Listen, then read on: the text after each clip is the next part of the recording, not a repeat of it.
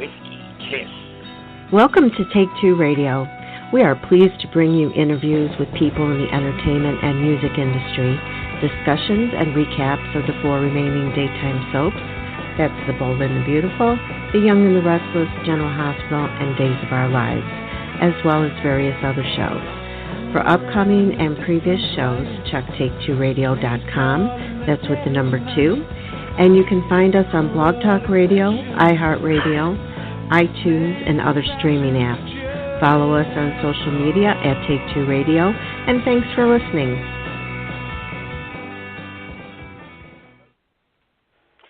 And good evening, everyone. Welcome to Take Two Radio Soaps and Review. I'm Pam, your host, and joining me tonight is Lieutenant David. Hello, How David. are you? Private Anthony. Bonjour. Private Candice. Hello. And we're missing Private CAROLYN, so she must be in the what do you call the kitchen in the Army? The canteen. Mess hall. Yes. Oh, okay. Mess hall. She's in one of those, making a mess somewhere in some canteen. I don't know. She's in the canteen. That's where the alcohol is. You know what? That could be. Oh, my gosh. But tonight we welcome award-winning actor and singer Jacob Young. Most of you may know him as Rick Forrester on The Bold and the Beautiful, but he's also played J.R. Chandler on All My Children and Lucky Spencer on General Hospital, which that role earned him a Daytime Emmy win as Outstanding Younger Actor. And some of you may also know that he sings and plays the guitar, but some of you may not know, but you're going to hear one of his songs tonight. So we're very, very pleased to welcome Jacob Young. Hello, Jacob. Hello. It's good to be here. Good joining everybody. Thank you so much for joining us tonight. We know you're so extremely busy and hopefully not in pain. Oh yeah. Well, I'm not in excruciating pain. It actually feels like it's going to heal really nicely. But what a bummer! It's such a bummer to hurt yourself and have to go through any of this. I always feel for people that break bones, and I guess it was just my time. Is that your first time breaking something? Well, no, it's my first time in a very long time. I think the last time I broke anything, I was a freshman in high school. And it's just never fun. It's just a horrible experience to go through, and I'm glad I'm actually feeling good. Oh, well, we're glad to hear it, and I hear that you're in a walking cast, so at least you're able to get around somewhat. I'm sure you're probably using what do you call those things? Crutches. Crutches. Thank you. Can't think tonight. No, I'm actually technically I'm not on crutches because the break was on the side of my foot, so it wasn't really like my ankle. If it was my ankle, I think I would definitely need to be on crutches. So I really lucked out. Oh wow, yeah, definitely. Well, thankfully that's one good thing, but we hope that you heal very quickly and don't have to break anything anymore. Yeah, give us a spoiler. Will we see it on the? Will we see it on the show? Well, no, I highly doubt that. Even if I was still in a walking cast, I would imagine that I would just somehow find a bigger shoe to put on. Yeah. Do a lot of sitting and behind the whatever scenes that you can. Well, that's right. I'd like to start out tonight's interview a little bit differently, just because our listeners know how we usually do this. But I'd actually like to play your song first, the one that we chose, and then we can go ahead and discuss things from there. Is that all right? Yeah, that's perfectly fine. I'm flattered. Thank you. You're welcome. All right, everybody hold on. Here's Whiskey Kiss by Jacob Young.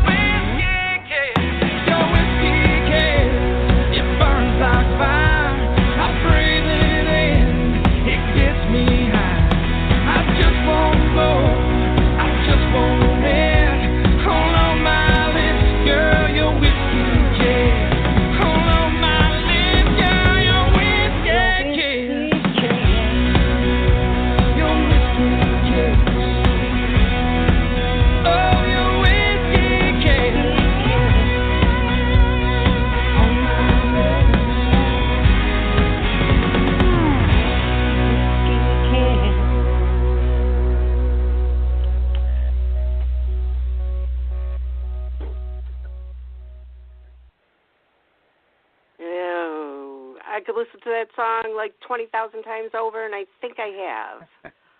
Encore. I'm telling you. Wow. Thank you. You are so awesome. amazing. You guys, you're not only just talented actor, but you're singing. I mean, I didn't realize, like once you started putting out the music recently, that you had previously done other music, and I'm just wowed by you. Well, thank you. Yeah, it's just always been in me. It's a part of me. In fact, before acting, I was singing. I remember I was probably 7 years old, and I would go to the Moose Lodge with my dad and my stepmom at the time, and these elderly ladies would feed me Roy Rogers to sing karaoke, and I think it all just started there. It's just been it's always just it's natural to me is having a cup of coffee in the morning. It's really a passion of mine, and I'm not really out to, by any means, I'm not trying to become famous with it. I just really legitimately enjoy writing music and recording music, and I had been so far detached from it. 2001 is when that first album had come out that I worked a year on, and I literally had crisscrossed the entire country going from radio station to radio station. I played an acoustic performance for the president of Clear Channel, his daughter, at their home in Dallas, Texas. And the single was called Life is Good, and it was just amped up everywhere. We worked really hard on it, and it came out on 9/11, 2001. I mean, what are the chances? And it was just a horrific day, obviously. Wow, yeah. For everybody involved in that. But it was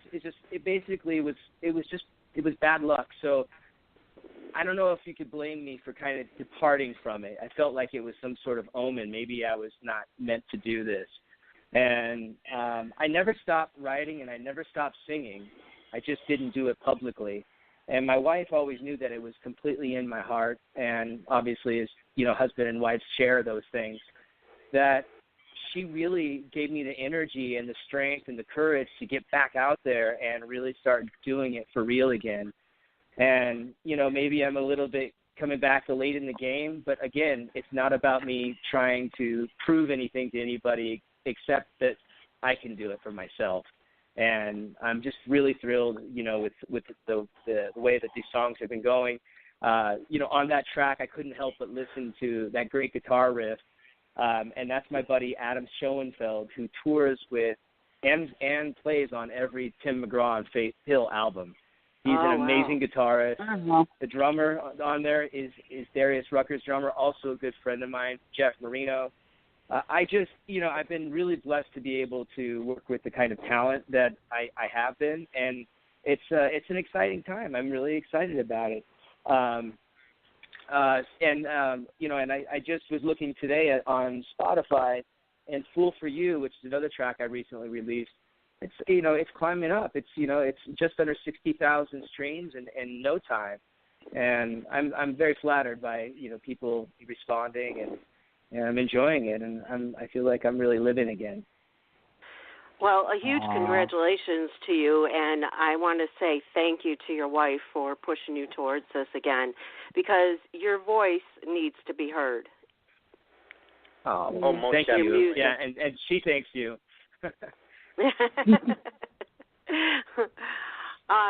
Which song would you say is closest to your heart that you've written, or maybe even one that you didn't? I've written all of them. Fool for You is it definitely deals directly with my feelings for my wife, and it's a very endearing song. Better Than a Love Song, which has been recently released, which released a little while ago this year. Is a song. I was writing with my buddy Steve Freeman. And we were sitting there, and we're just, with another friend of ours, and we're like, well, what are we going to write about? and so, I have just been so inspired by wanting to honor my wife that we came up with the song Better Than a Love Song. And, it basically makes references to like all sorts of famous songs and why we're better than a love song. And it's just that funny sort of country, on double entendre that you get in country music, and I really enjoy that. And I mean, I don't know, I'm passionate about all my songs. I could just go on and explain, why. Please do. Go on. Yep. Well, and what recently was released was American Way, and that was a song that basically that was inspired by the way I grew up in a very small town. It's actually up on the Oregon coast, Tillamook, Oregon.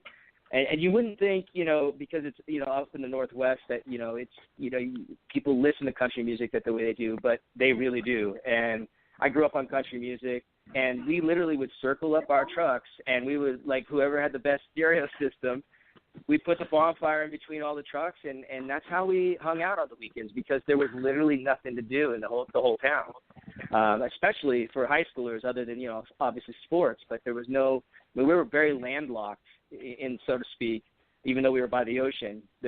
We were 60 miles from over a mountain pass to Portland, and 60 miles to Newport Beach, which probably was the next biggest town. And so it's all farming there, and it was just how I grew up. And I've really just, as I've gotten older, I just realized that that's kind of the lifestyle I wanted again.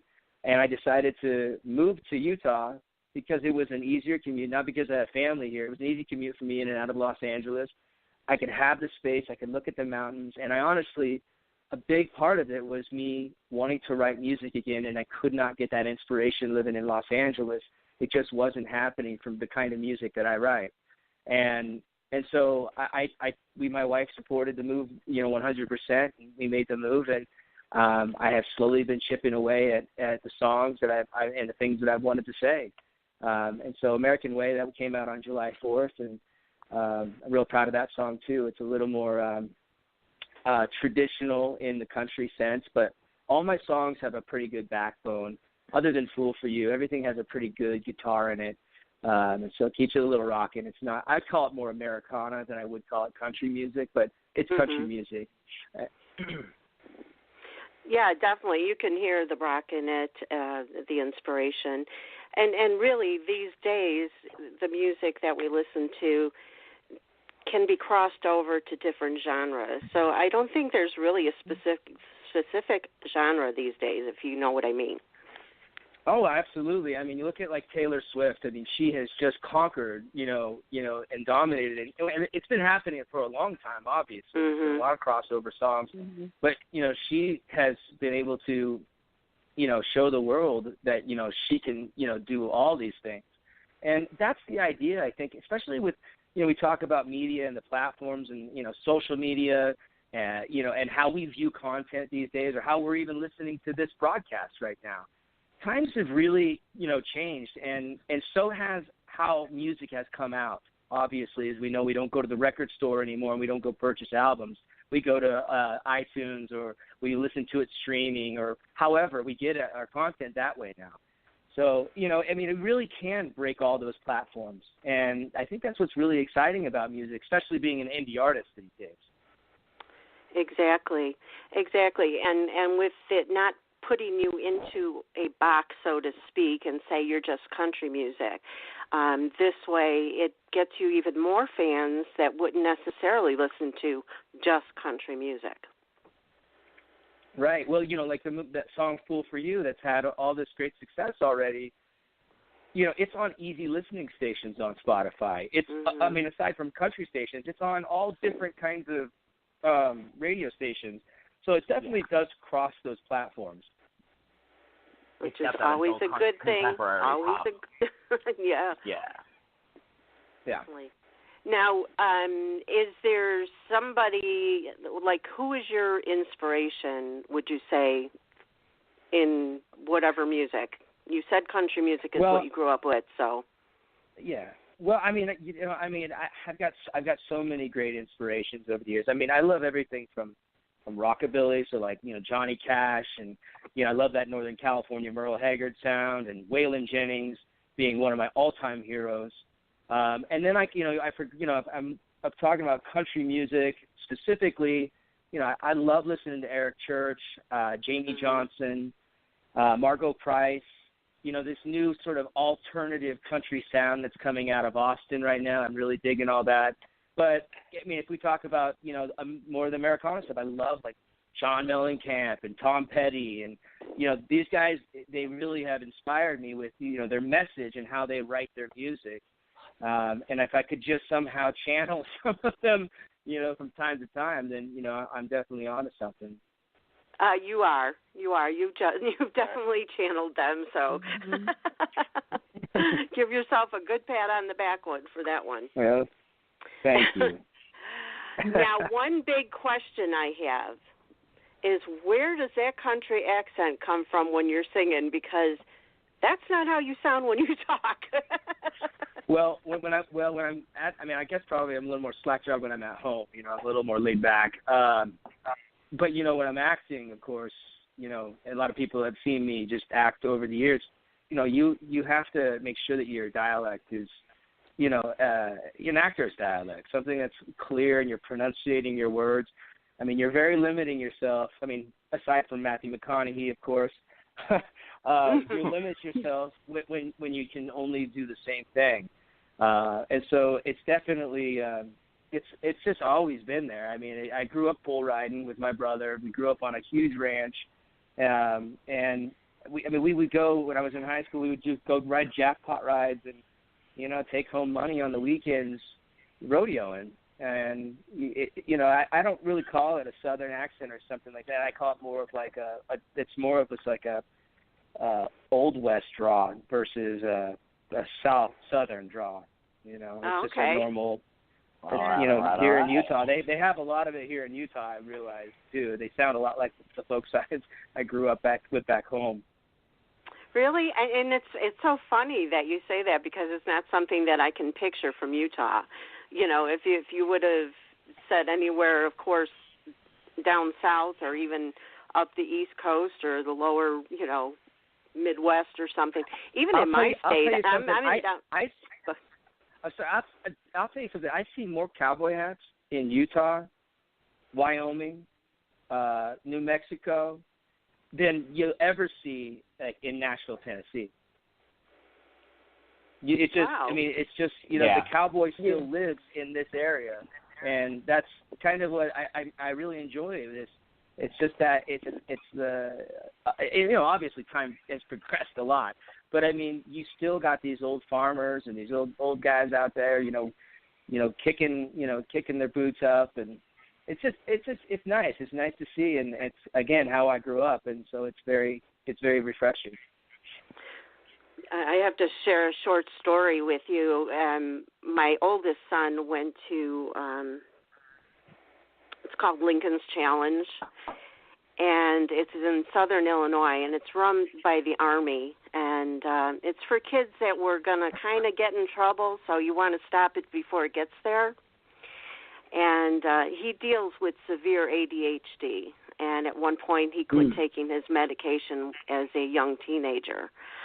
And, problems started because as an ADHD person without medication, they're extremely impulsive and they don't think of consequence.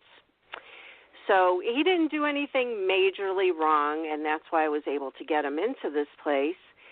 And when he came back, I swear, from being in southern Illinois for 6 months, he came back saying y'all and all that stuff. Yeah. It doesn't take long. It does not take long. It's like, what the heck happened to my son? I still tease him about it because 15 years later or 20 years later, whatever it is, he still says it, and he still brings out that accent every now and again, and I laugh and tease him. He's like, I don't sound like that.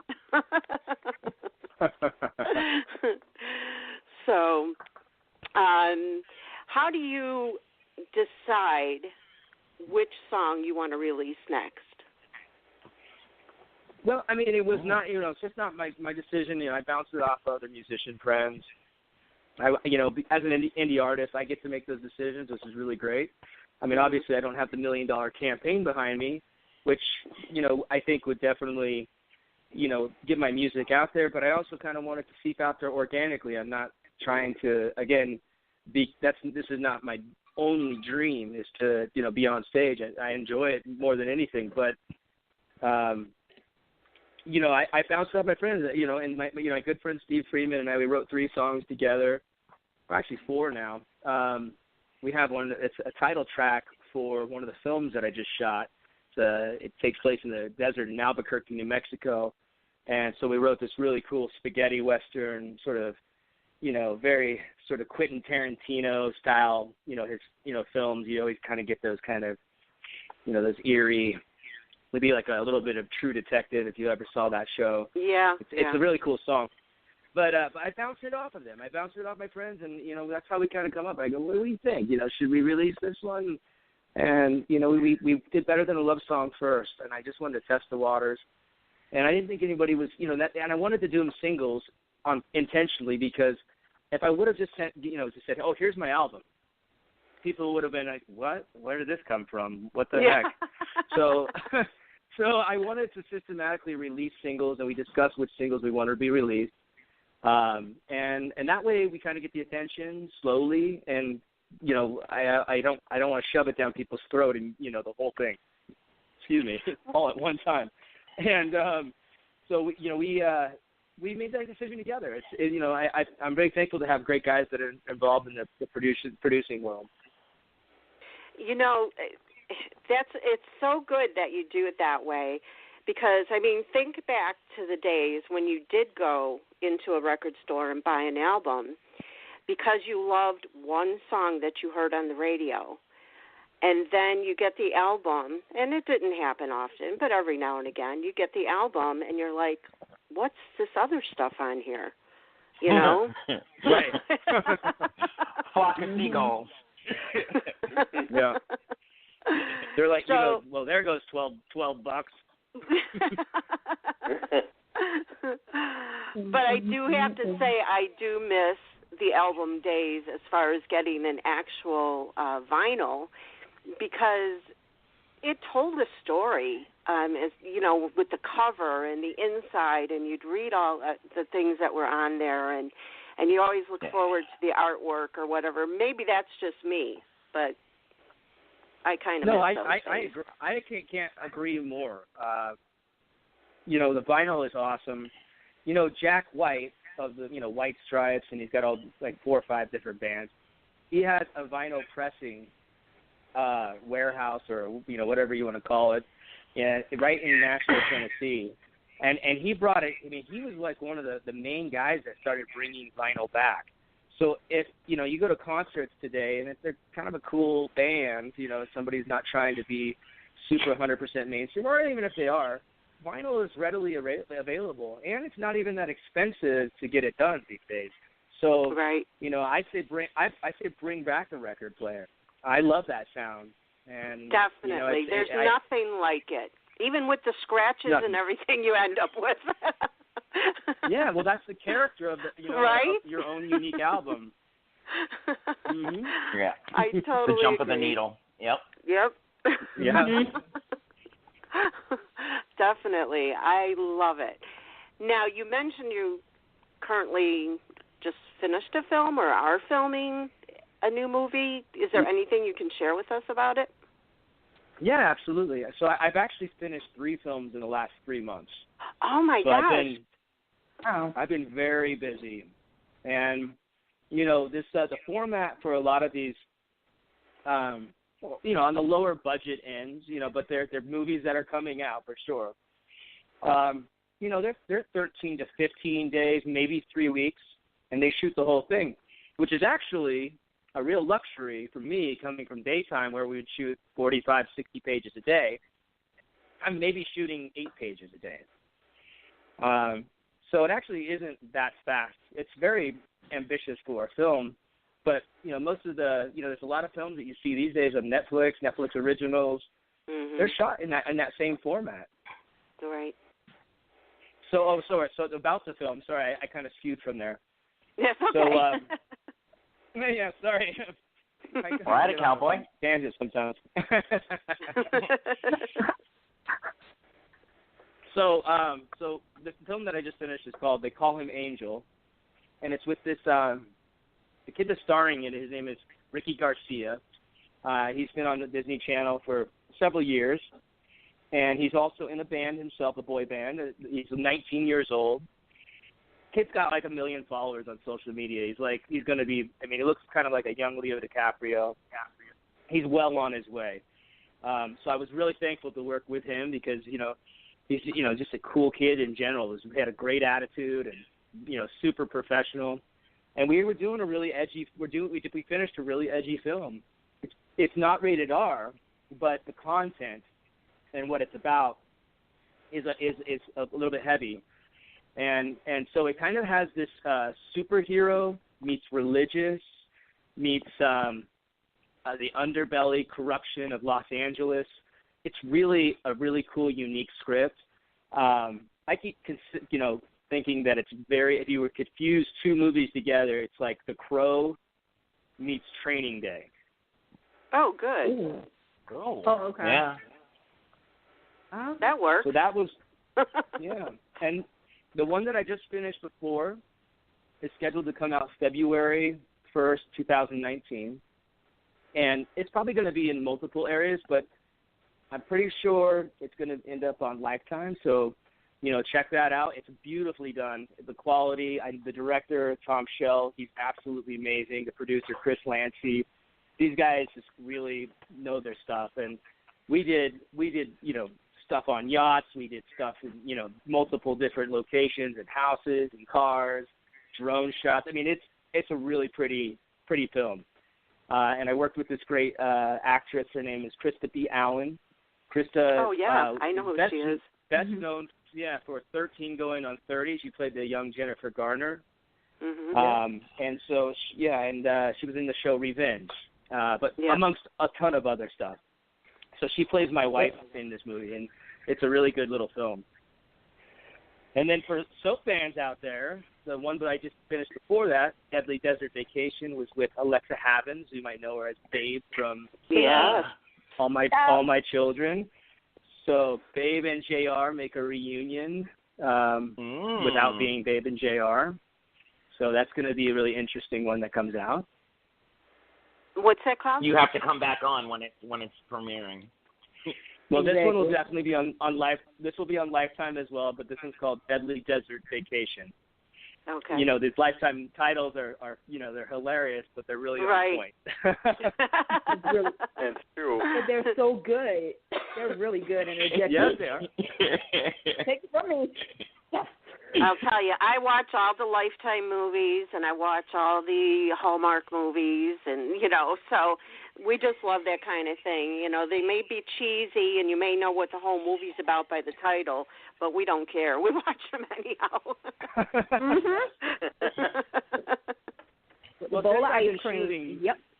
A few of them I have definitely been tuning in myself, and, I've seen some, obviously, over the years, but I've definitely become more aware. I'm like, oh, no, mine's going to be much better than that one. Yeah.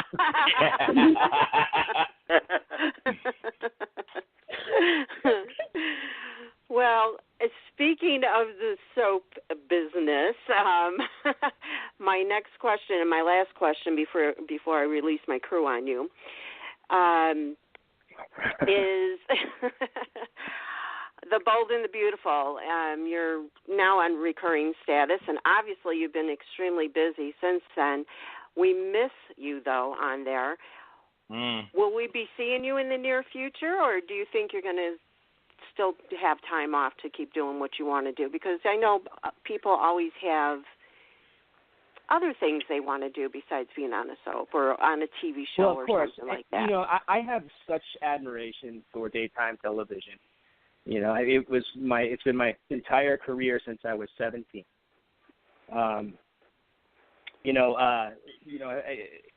The Bold and the Beautiful.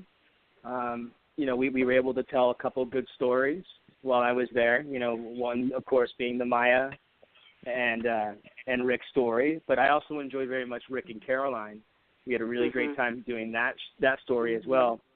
But as these shows go, especially when you're dealing with such a small amount of time in a half-hour format, there's just really not enough story to go around for everybody.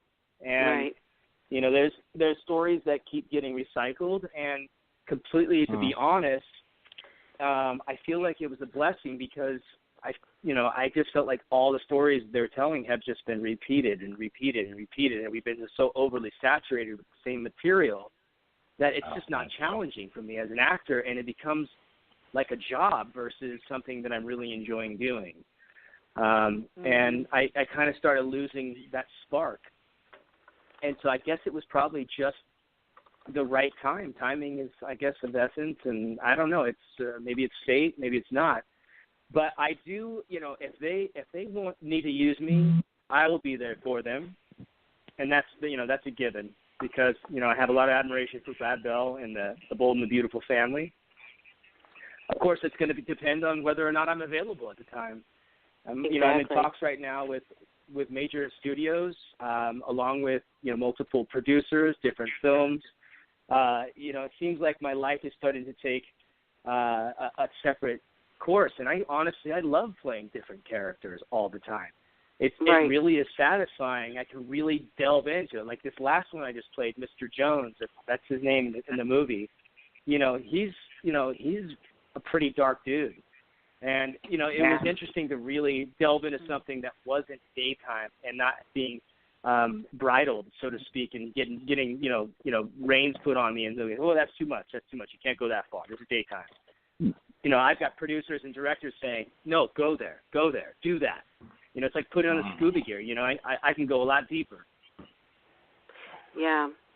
And it has to keep your interest. You don't just do it for the money. It has to keep your interest. Otherwise, you better move on to a different job. Absolutely. And I'm not saying that I haven't been challenged in stories. Like, I love playing, JR on All My Children, and I got to work with the fabulous David Canary for so many years. And he taught me so much. I mean, just, I already was, I guess, if you're going to be in that and competitive in that industry, you have to definitely have an air of, professionalism, without a doubt. Otherwise, you're not going to last. But that man showed up every single day, knew his material in and out, and delivered it 110% every single time. And it was just amazing to watch and learn from a master that way. So I mean, and there was always something new to be told on All My Children that I really enjoyed. Again, Bold and the Beautiful being a different kind of show, it is. They can only squeeze in 16, 17 minutes at the most of material between commercials. So stories have to move along at a pretty good clip. So there's never really time to delve into a real story. It's just always just kind of like you have a 3 or 4 day something that's going to happen, or maybe it's 2 weeks at the very most, and then it's all resolved by that time. And I just don't like that because I feel like there's so much more story to be told. Just like with Rick and Maya, there's a lot of story there. I mean, but they just didn't go there. Yep. There was that opportunity with Nicole. I mean, I was like, she shouldn't want to have to give up the baby.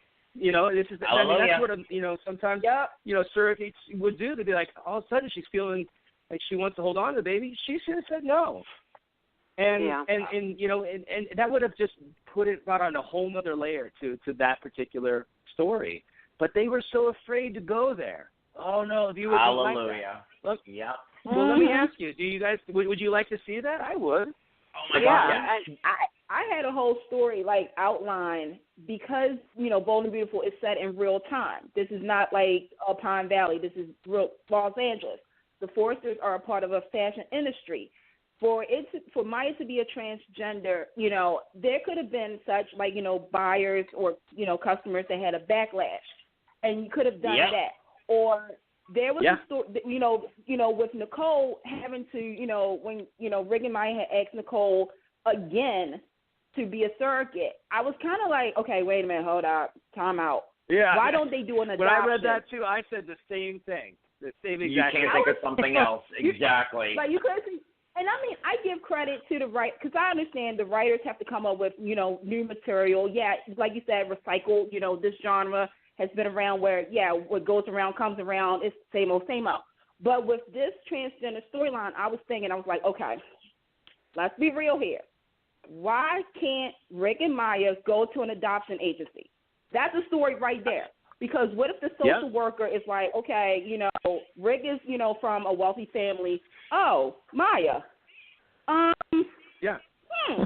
could have been a real story that, because I always say when soaps tell social stories, it connects. Just like with transgender, like it connected with so many people. Yes. And I'm just feeling so that is something that is really missing in the soap genre right now, is that you need to have a story that connects with your audience. I could care less about a triangle.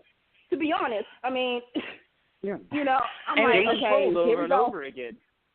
They should have had Rick go dark. Who's your daddy story? A baby storyline. It's like, who's the daddy of this baby? I don't know. We did it 2 years ago. I don't know. They should have had Rick go dark and buy her a baby, and then have all the fallout from that.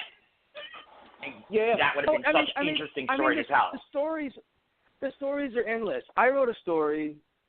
You know, I mean, you know, and I, you know, look, I mean, I'm not a writer.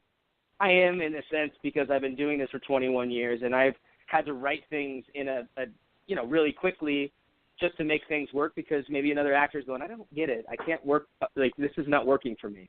So we always are kind of rewriting stuff. So I wrote a story because I knew that,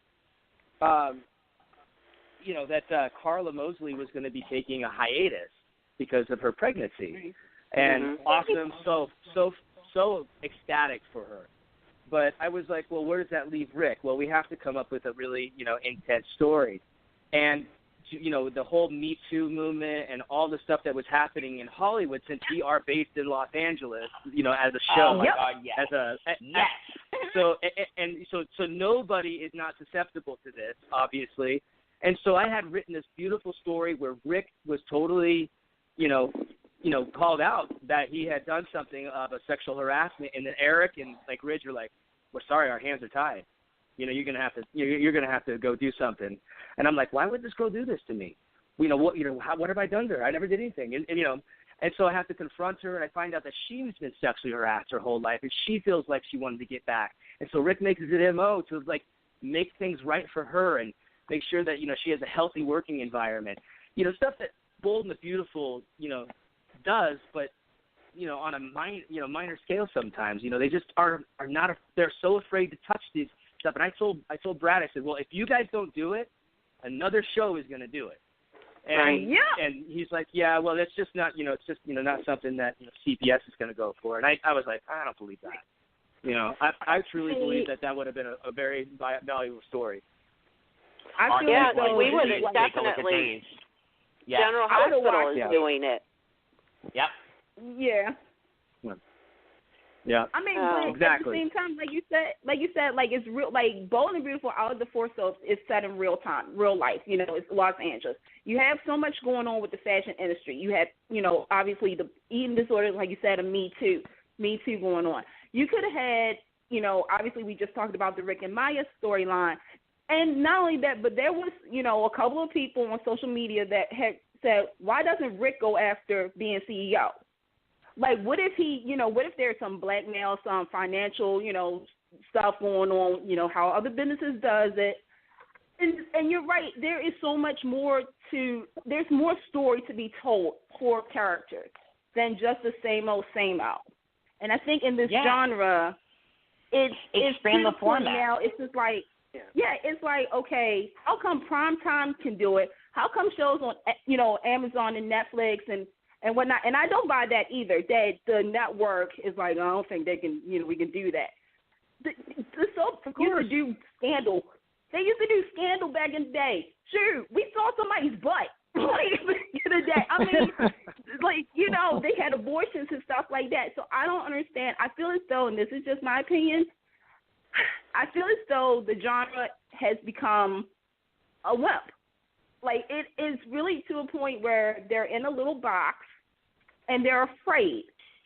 And I'm just like, why are you afraid? And I get it, money, they're afraid to lose sponsors and viewers. Yeah, but you know what, real quick? You have to take a gamble. The best gamble for them would be their position with CBS All Access to do Bold and Beautiful After Dark, do an hour's worth of content once a week based upon storylines that they can show PG during the day and ramp it up real good with once a week episode, an hour long on CBS All Access. Or how about, or a wide platform. It could be if CBS didn't want to do it, and Brad Bell, he does own the show. He could easily find another format in order to, another Amazon or some of these other channels to keep up with, the content that's available for consumers today. And that's something that, I wasn't really going to get into, but that is so true. Amazon, Apple, all these stations, Netflix, you have to start realizing that everything is going to start going away, even if it's CBS All Access. You gotta raise the stakes, and that's a really great idea. Mm-hmm.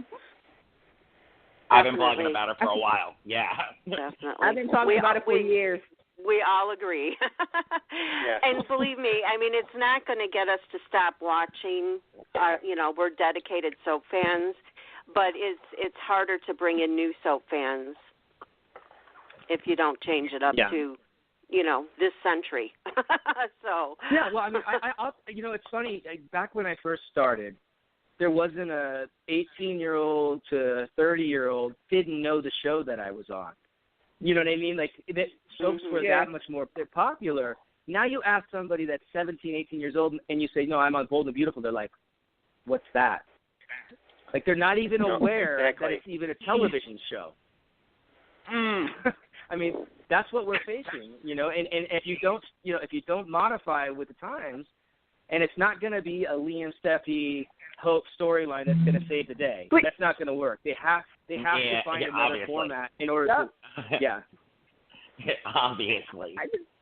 I will say this though, like with Bold and Beautiful, and I always have said this. Out of the four soaps, Bold and Beautiful does come through with the surprise element. Because I feel as though with the genre, they have lost that. It's like a shocker, Cliffhanger Friday, or, with the Maya storyline, nobody saw that coming. Nobody. And it was one of those storylines that people, I remember because it was on a Wednesday because Thursday and Friday was the college basketball. So it was the cliffhanger. It was like, oh, my gosh. And people was on social media, and they was like, what just happened on Bold and Beautiful? Even people who didn't watch Bold and Beautiful, they was like, what do you mean what happened on Bold and Beautiful? And people tuned in. And I like how it was marketed. It was on the news, on CNN. It was on news. Like my local news here in Baltimore even was talking about it. And people were like, Bold and Beautiful? It was a story that had never been done. It had never been told pretty much in television, period. So, I definitely take a great amount of pride in being a part of that story, and I believe, I'm happy that they gave me, they gave me their confidence that I could execute that storyline because I initially had my concerns. My concerns were like, what if you think it's not working, and now suddenly we're stuck? What are you guys going to cheapen out to the fans? Yes, and cheapen out to the fans that were hanging on it and waiting for that story to be told. Yes, and so that they're like, well, we don't know what the future's going to hold, and so I said, well, we definitely need to have a better education before we start telling the storyline. And I said from the producers down, we I want to know what's politically correct for me to say or not to say. Because I was in a gray area with transgender for myself. I had tons of gay, lesbian friends, bisexuals, whatever.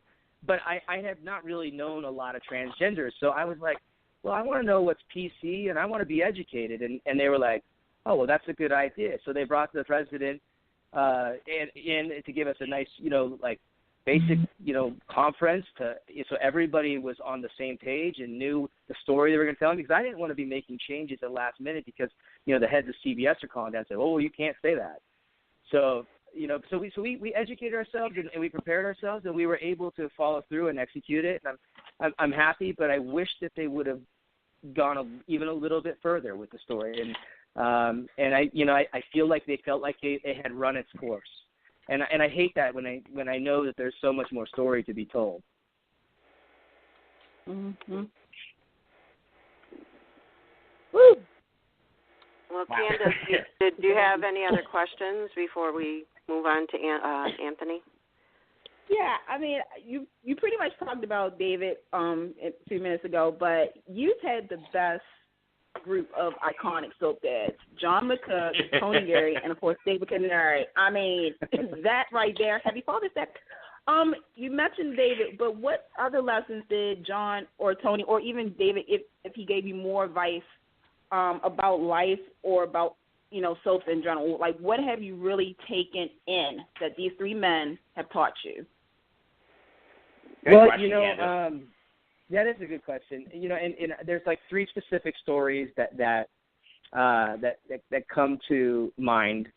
And I probably have said these before, but, it's been so long. But specifically, when I first started, I was 17. I was barely out of high school.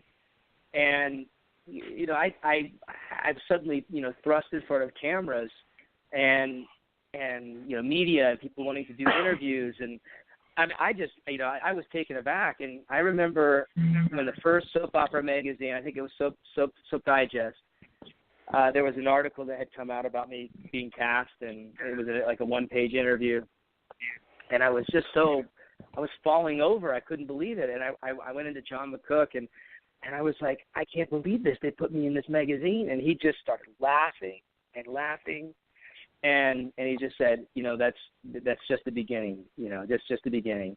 And he's always been like a father figure to where it's like, he's like, whoa, take it easy. He definitely got my feet wet, so to speak, and really made me understand so much. I mean, so much about technical, standing on my mark, making sure I wasn't out to be an actor. I mean, that's the truth.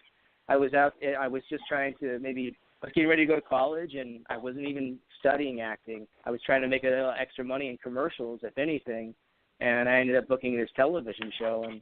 And so I had to learn from the very beginning at 17, like how to hit my mark, what camera I'm on, where's my lighting, what's my eye line, endless. And John was always there. He was always there to teach me that. So I'm forever grateful for that. When I was cast as Lucky Spencer on General Hospital, neither Tony nor Jeannie Francis had wanted anything to do with the recast. In fact, they both threatened. They both had threatened to quit. Yeah. And that's kind of like me going into that. That's what But I had a screen test, with Tony, and Tony said, "Well, if you are going to recast someone, I want to be the one to choose who it is." And so they narrowed it down. And I was the very first one to go up. There was, I think, 7 or 8 guys that were screen testing for Lucky Spencer, and all guys that I knew. Like, these guys were all known in soaps, or they were, in TV or film. And Tony, Tony, he liked me. He liked what I had done out there, and he had basically chose me. And so then the day comes, and I first get on set, and I'm there with Jeannie and Tony, and Jeannie shows up late because she didn't want to work with me. And basically Tony, they both had like an argument about me being on set there, right there. And, and I couldn't get my lines out. I actually started crying because I felt like I wasn't welcome. And Tony grabs a hold of me, and he grabs me by the shirt, and he goes, "Hey, listen to me, kid. Sometimes mom and dad fight." and that stuck with me forever. And then he pulled me aside. He goes, "All you got to do is drop one tear to Jeannie, and she's yours."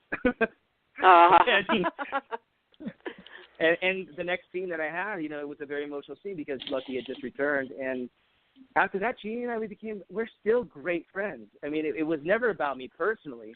It was about the fact they had just become such an affinity for Jonathan Jackson. And, he had been their child, literally, on screen since he was a small child, as a kid, And it was a coveted role, and it was a hard role to replace. Everybody said I couldn't do it. There was no way I could do it. I started feeling like I couldn't do it. But that year, it really it was a great year for me. It was a year to shine, and it was the year that I won the Emmy for General Hospital. And it kind of I think a lot of the viewers were like, "Oh, well, I guess he can do it." But I get it. Replacing a character is always tricky. I've always felt that way. You have to bring your own to it, but people also want to remember what they liked about the character before. Awesome. Mm-hmm. Oh, Hello? there was, yeah. There's still right. But there's David Canary, of course, and David Canary. I mean, we just had heart-to-heart talks, and he just reminded me a lot of my older self, if possible. We really related on almost everything, and I found out his birthday was only a couple of days away from mine, which was really interesting. I just was like, well, maybe that's the reason we're supposed, we get along so well. But the more that I brought, the more he brought, and vice versa. Every scene we did, and it was just an amazing person to work with, and I really felt like I really garnered my sea legs finally, in daytime with that run with David Canary.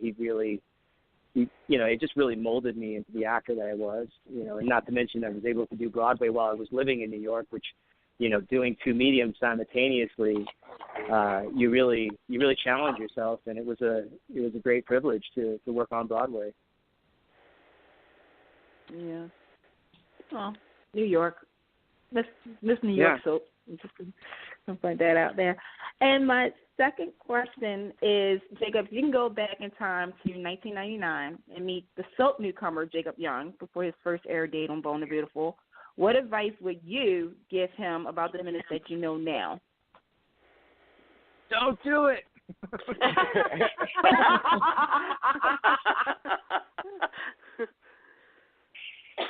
No, I mean, honestly, I just, I was never that kind of person that let any of it get to my head.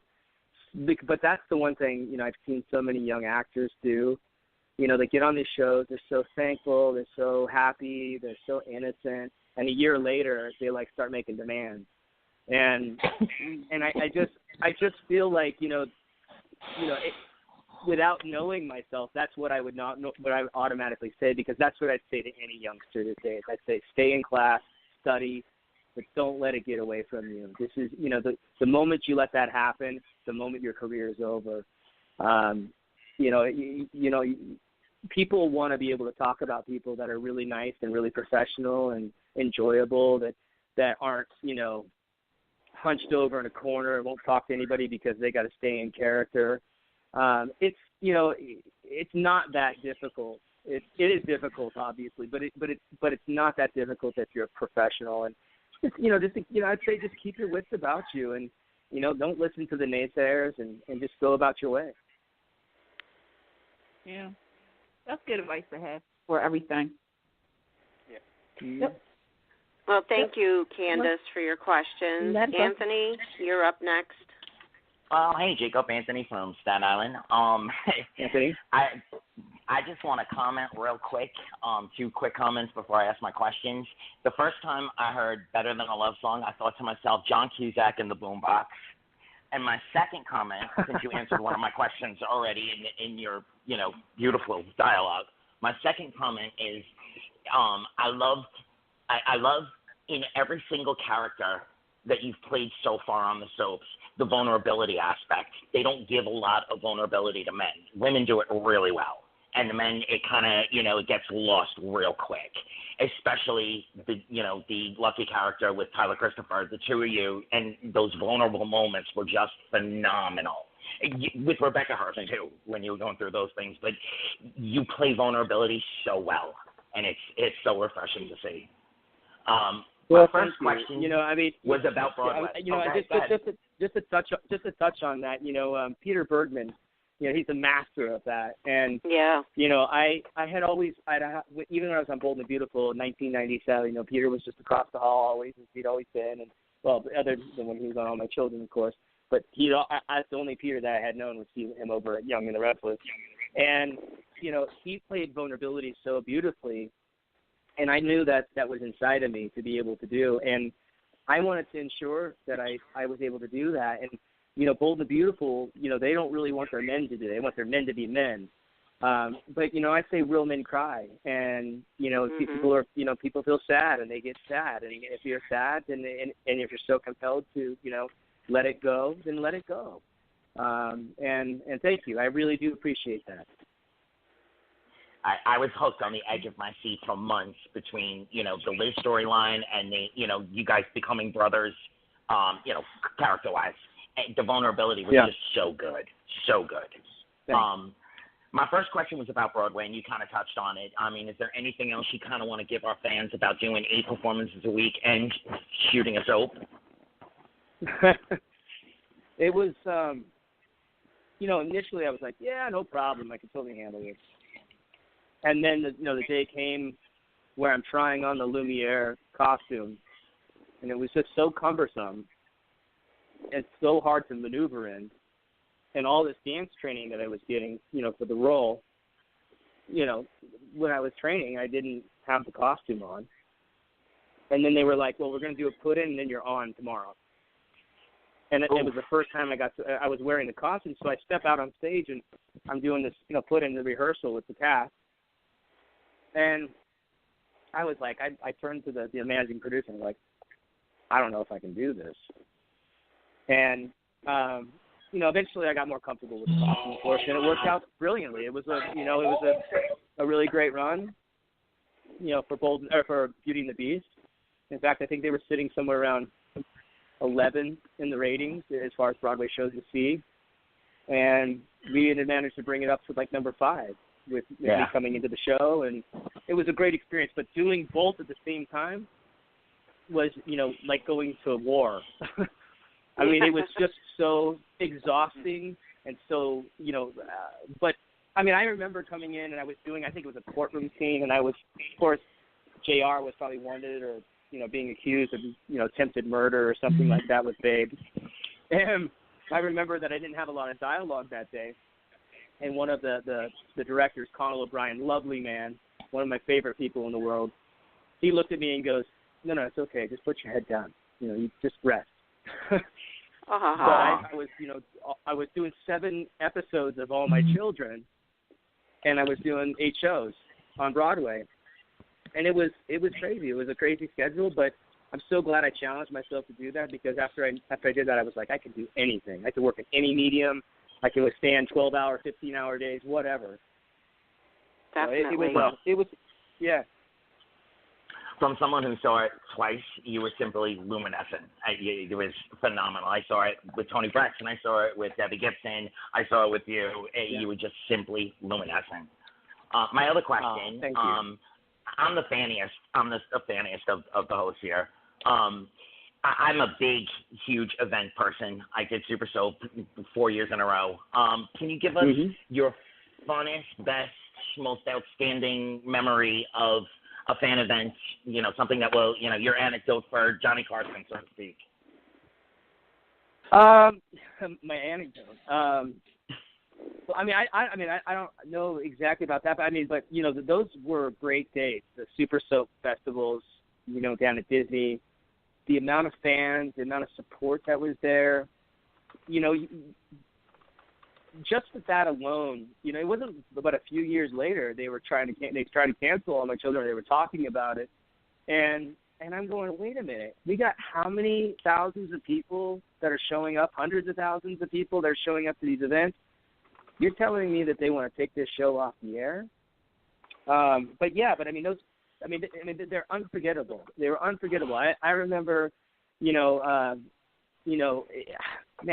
think I was on General Hospital at the time. It was probably my first one there, and I was so exhausted, and I was just, from all the events, I was like, wow, we're really just doing this thing all day long in this 90-degree weather. And I'm sitting there, and I remember Kelly Ripa was, behind me, and she just started massaging my shoulders, and she's like, it's all right, kid, you're gonna get through this. That was great, because we were able to really connect with our fans in such a great way, instead of just being like, say, an annual fan event. It was the energy was amazing. Yeah, you were always great. You were one of the ones that came out and partied with us in the audience and showed up at Pleasure Island. And it was, those days will never be recreated. They were phenomenal. No. Thank you. Thank you, Anthony. And next up is David, and then we have Carolyn, and then we'll be all done. Can you still stick around to answer a few more questions? Or Oh yeah, no, I'm here. I mean, I'm not moving because of my leg. So. Oh, good. Good. Okay, just worried about the time. That's all. I don't want to. No, we're good. It's all good. Advantage. Okay, good. David, go ahead. Hey, Jacob. Speaking of guys who cry, I've been known to do that. That's me. Yeah. Let's go back. When last we left All My Children on ABC, JR was left brandishing a gun. So, barring what Prospect Park had done, how would you have liked to have JR's turn out?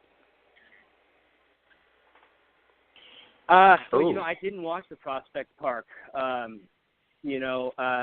because I knew that they were going to take their own spin on it, and it wasn't going to be exactly the story that I would have told. But, I think, if the show would have ended and they would have given it a definitive ending, I think it would have, JR would have shot himself.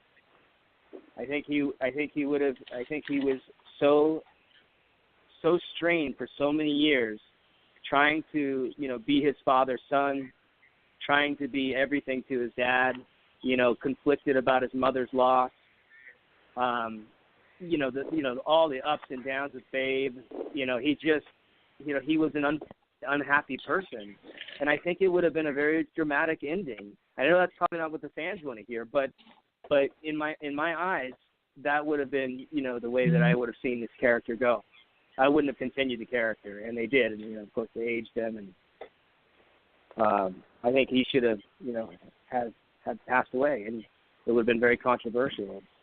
Oh, my God. We would still be crying right now. Yes, we would. Yeah. Even I would cry. No one would be able to stop me. David always cries before me. I've said you just couldn't hate JR, and that's a test to the vulnerability, too. Yeah. Right. Mm-hmm. Yeah, well, I mean, because he had his mother's heart and his father's, insane drive. Yeah, that's so true. Well, thank you, David, for your question. And Carolyn, you're up next, but I pretty much think that Jacob answered your first question. So if you want to go ahead with your second question. Yeah, we've covered a lot of territory. Hi, Jacob. How are you? Hi. I'm good. I'm Barefoot Blonde 5 from St. Petersburg, Florida. We've been tweeting. Oh, yeah. Right on. Are you keeping that leg up?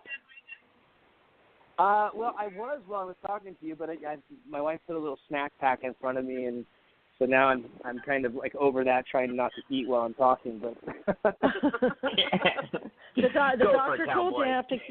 Yeah, the doctor told you have to keep that leg up. Yeah, keep the circulation. Yes, you do. Yep. Yeah, very I've been important. icing it a few times a day, and I take it out of the walking cast and ice it down, and then I've been trying to elevate as much. But we have 3 children, 9 years old, 4 years old, and 2. It's a little hard sometimes. Plus 2 dogs. It's like I have 5 kids. Oh boy. I understand that you were very close friends with Jerry Lewis. That's correct. Would you tell us how that came about?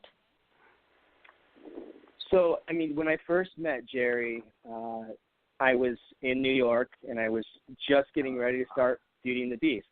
And my friend, Mark Rosano, who was the managing producer, who I got to know very well during that period, he said, I really want to introduce you to somebody.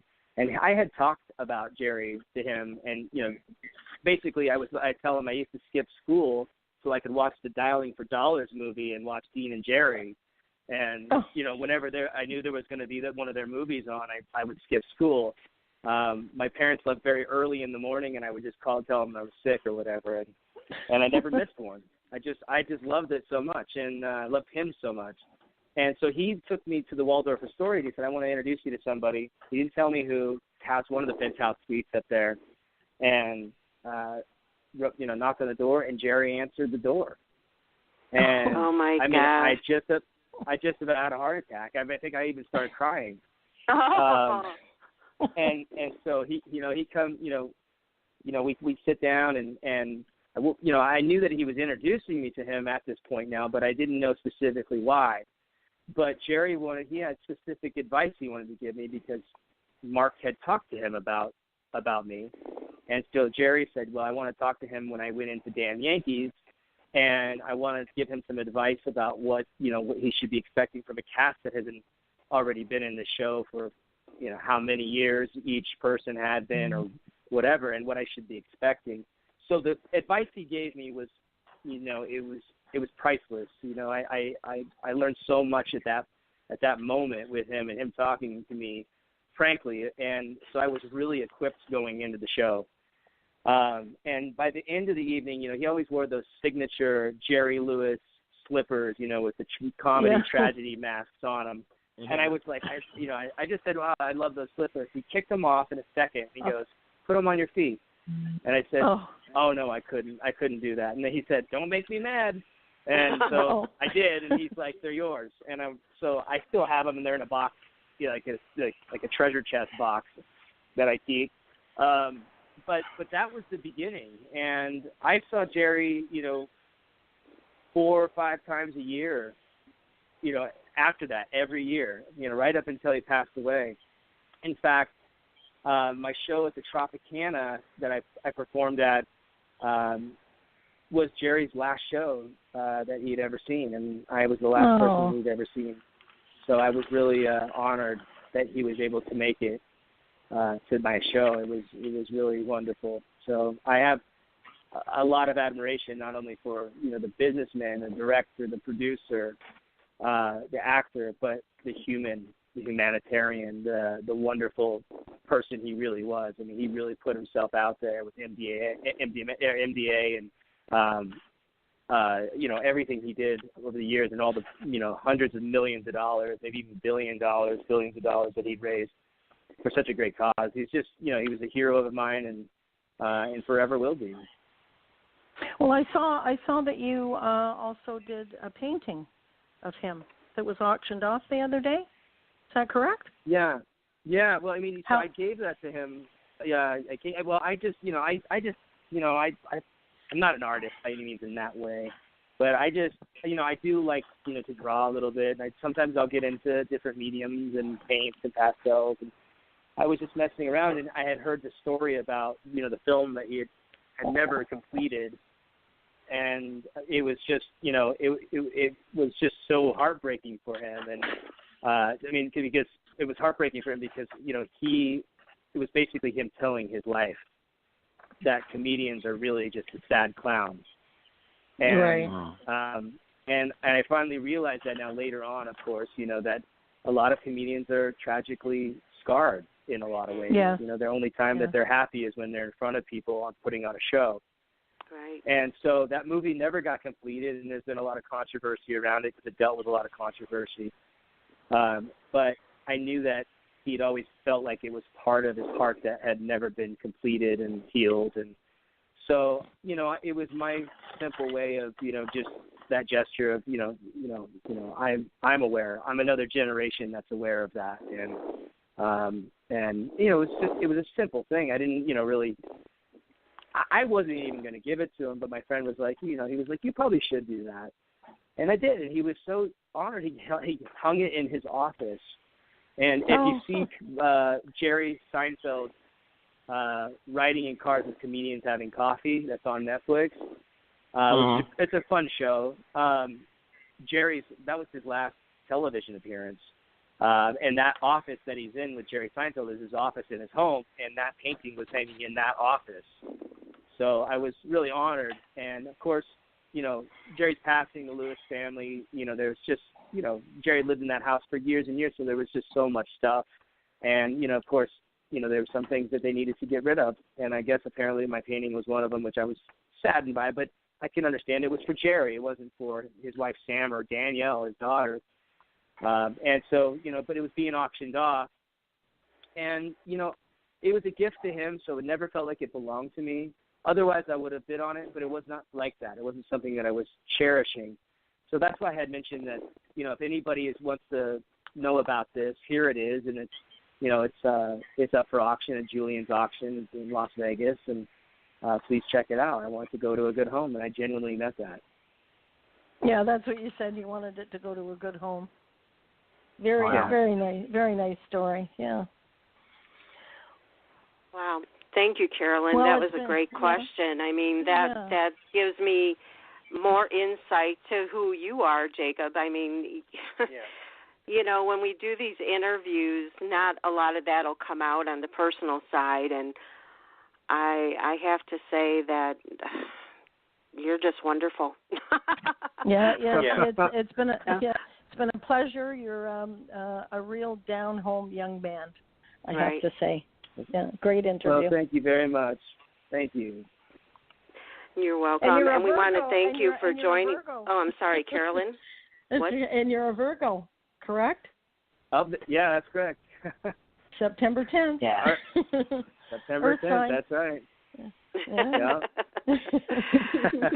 Coming up. Well, before I let you go so you can go get your munchies, would you like to give a shout-out to your fans? Yeah. I just want to say to my fans and everybody, who is listening that's out there, please don't feel like it's a departure, that I'm leaving you, that I'm abandoning you. Just know that, your desire and your heart takes you different places, and I'm still going to be relevant, and I'll be out there whether I'm doing film and I'm doing music. And I respect you as much as you guys have loved the characters that I've been able to play over the years, and I hope that in my heart that you guys just stay with me and keep keep encouraging me to do better and better. That I wouldn't be where I am today without it. Well, you know what? Nice. As we've told other people that have left the soap genre, as a soap fan that adores you, we follow you guys wherever you go. Yeah. Yep. We do. We absolutely do. And if I can say, years and years and years ago at Super Soap events, you were one of the wonderful ones. And this interview, you've grown, you've aged as have I, but you're still sweet and wonderful. I was tweeting that earlier, how sweet I remember you being, and you're just as sweet and wonderful as a man as you were as a boy. I was a boy too, and thank you for that. I think our listeners are going to really, really eat this interview up. I do too. Well, thank you very much. Thank you for touching I really us appreciate all. it. It's my pleasure. Absolutely. Thank you for being there for me all these years. And definitely let us know when these movies come out, and we are big promoters of those types of movies, or any type of movie or music. Your next song that comes out or album, let us know, and we'll help promote it for you. Well, I certainly appreciate that. That means a lot to me. Yeah, please come back with Alexa when Lifetime airs your movie. That would be great. Yeah. Yeah. Oh, she'll do it. She'll do the interview for sure.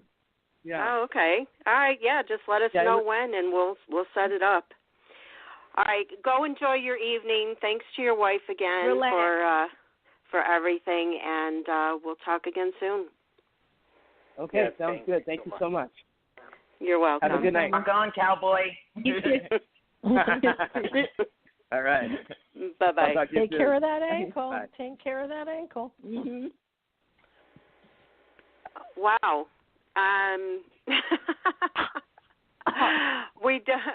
That was some interview. I mean, I have so much more admiration and love for Jacob Young. I mean, he's just amazing in all respects. And I look forward to all his future endeavors and what he brings us, because we all know we're going to love it no matter what it is, right? Because I want to see Dark Jacob. We got to promote when Call Me Angel, I think he said the movie was. I want to see Dark Jacob real bad. Oh, yeah. I want to see the Lifetime movie. I hope it's like the Delhi honeymoon weekend, and on Saturday night, that's when the movie comes. Oh, my gosh, that's going to be good. With him. It looks really good. I saw the trailers for it. It looks really good. For the Lifetime movie you saw? A trailer for Carol? Call him Angel. Call him Angel. Okay. Mhm. Yeah. Mm-hmm. I'll have to check that out and tweet it out then. And the young boy that's in it is excellent. You'll be surprised that it's a totally different character. Well, I think you'll enjoy it. Another side of him. Yeah, definitely. Well, kids, we're down to 45 minutes. I don't think we'll cover all soaps. And again, I did not make my notes because I wasn't sure if I was going to be able to sit here long enough because of my back issues, doggone it. So we kind of, we can wing it, or if anybody else made notes. But for the Bold and the Beautiful guys, I've solved a dilemma. Oh, please do tell. I have solved a dilemma, yes. Yeah, don't blame that on the stars. Yes. The triangle dilemma between Liam, Steffi, and Hope. I don't know why I didn't think of this before. And it's so funny that Jacob is from Utah, but I was going to say, I think they should move to Utah and they should become sister wives, and that'll take care of everything. I mean, Amen. You're not lying. I mean, I think we all think that way. Yeah, Bold and the Beautiful After Dark on CBS All Access. Absolutely. That would blow them right out. That would blow them right out of the water, Pam. If General Hospital can have night shift, Bold and the Beautiful can have LA After Dark. Right? Exactly. Exactly. Yeah. So I did make some notes, Pam. If you don't mind. Go ahead. We know we have our Days Queen. Hi, CAROLYN. And I definitely would like to start with Days. All right, then I'm going to put the phone down while you're doing that. Okay. Can't watch it. Pam hasn't caught up yet. And most important note is definitely Ben and Sierra, and boy, can that boy act. Oh. Hold up. David, are you there? David? Yeah. I'm here. David, are you there? David I am can here. back me up, and I've been on Twitter, and I've wanted him back. I mean, he is so good. He's just got that charisma, and I'm so glad he's back. So glad he's back. The soap community really gave a lot of flack that he was so one note on the Prospect Park. He came from The Price is Right, so all of that. They really gave him a hard time when he first came to Days. And even through the whole serial killer storyline, he played it the way they wanted him to play it, and it was a little bit one note. But coming back, this boy's got some chops, and the chemistry between the two of them is just off the charts. I used to go on social media and say, he's a great actor. He's convincing. Don't bash him. I mean, last year they were bashing him big time, but he's coming back with a roar this time. I'm glad. I'm glad. CAROLYN, what's other than Ben and Sierra, what's your big highlight on Days right now?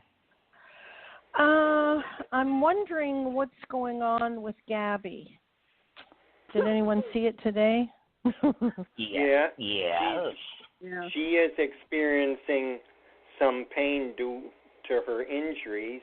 She's gotten an infection going on, probably from that knife wound.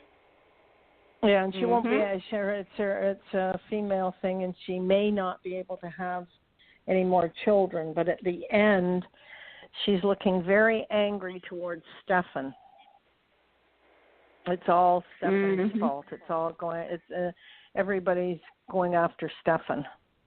And today, Chad asked Abby if they could have another baby.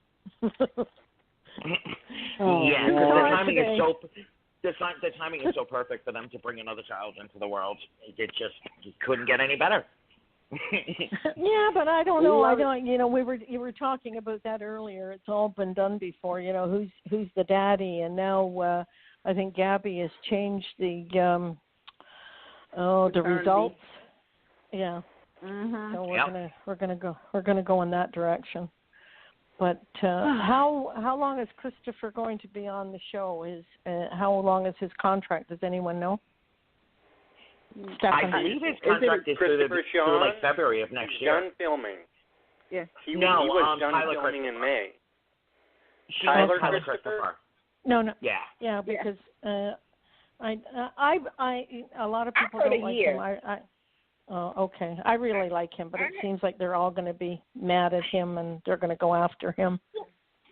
I think what it is that Tyler Christopher, first and foremost, is an amazing actor, and he does shady like nobody's business, okay? Right. But I think when he came on today's, first and foremost, it was a wonderful surprise.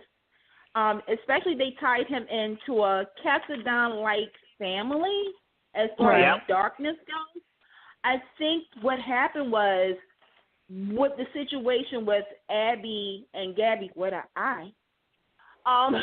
I think that whole situation, that storyline kind of changed some viewers' minds like, so this is a creep who took advantage of a unstable young woman who has mental issues. And I think that's what happened. I think now that there's so many people going against him, I think the obvious, if we're going to keep it in sub-tradition, I think people are thinking they're going to do a who killed storyline, like a murder mystery. Yeah. But I'm kind of hoping that they can turn it around because I'm all for not a redemption story. Yeah, okay, see, and you're giving us shades and hints of this. This is where I think they might pull the rabbit out of the hat. They're gonna capitalize on the Nicholas Catherine Bell connection. I really feel like they're setting us up. Something's gonna happen with Steve, and she's gonna be what redeems him, and keeps him on canvas. I don't think they have to draw this out for a while because he's going to be on canvas for quite some time.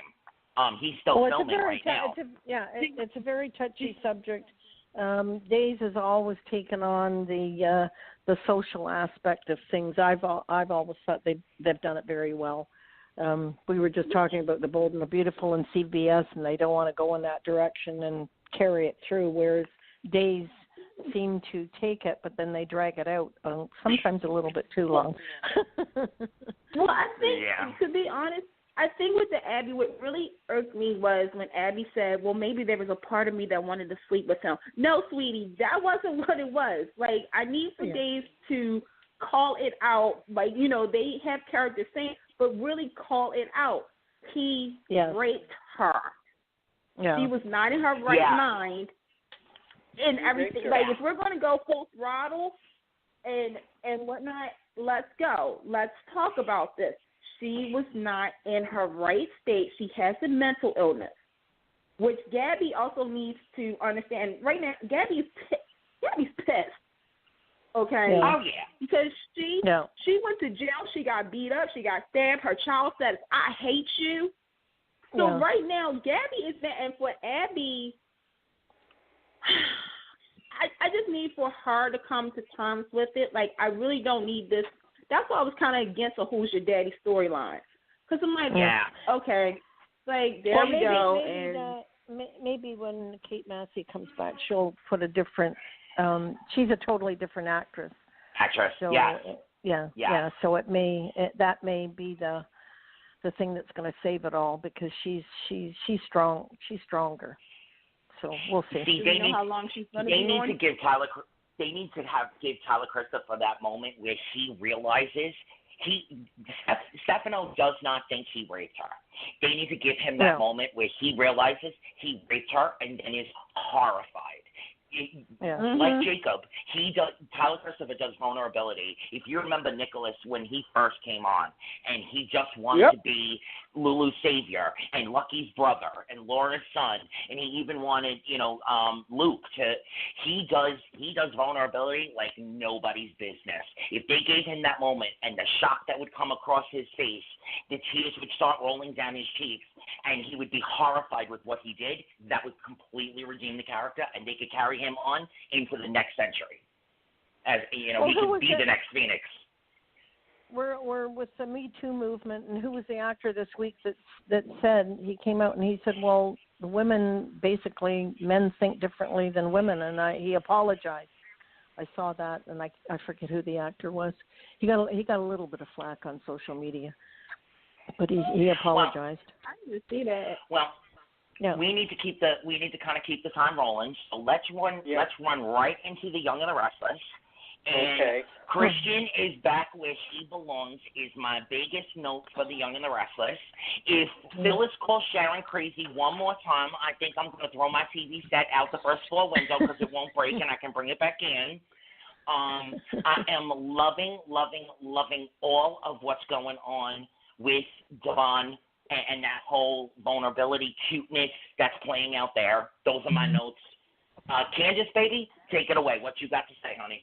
I got to say this, honey. First and foremost, I feel as though, like, with Havon fans, we've come a long way. And the scenes with Hillary, you know, where she wants to be the Beyonce because she doesn't want to be wearing, like, regular maternity clothes and whatnot. And Devon is like, you know, we're not a couple anymore. We're a family. Like, their dreams are finally coming true. Here's where I got to get on my soapbox. I'm all for Havon. I'm all for Hillary and Devon, but because we know within a few days, even weeks, that Michelle's gone. I don't know. I know she's wrapped, but I don't know how soon. Right. I mean, for right now, I mean, you know, we know that she's... It's the countdown. Unless, absolutely. You know, it's the countdown. I can't get invested in... I'm just doing day by day. Because I don't know what the setup is. I do know that Young and the Restless was Kim testing the crap out of Hillary and Nate. Yeah. I'm like, oh, so are we doing this? Because was this supposed to be the setup? I like how Hillary is still Hillary, but now doesn't it feel so real to you, the argument? Yeah. You know, it feels real, and that hasn't been for a while. And so I'm applauding it 100%. I'm just like with Devon. It's just nice to see him. He's embracing. It's weird. It's like when I watch Devon, I'm watching everything that Drew and Neil installed into him of how to be a good parent, and how that Harmony and Tucker, they kind of lost out. Like, I just like how he keeps saying, I'm going to be there for my child regardless of the situation. I know this wasn't, you know, what we had in mind, but I'm going to be there. And I like how he's not now listening to Neil and Lily and Kane. I'm going to put Kane in the mix because it's like, live your life. Like, don't tell me how to live my life. This is what I want.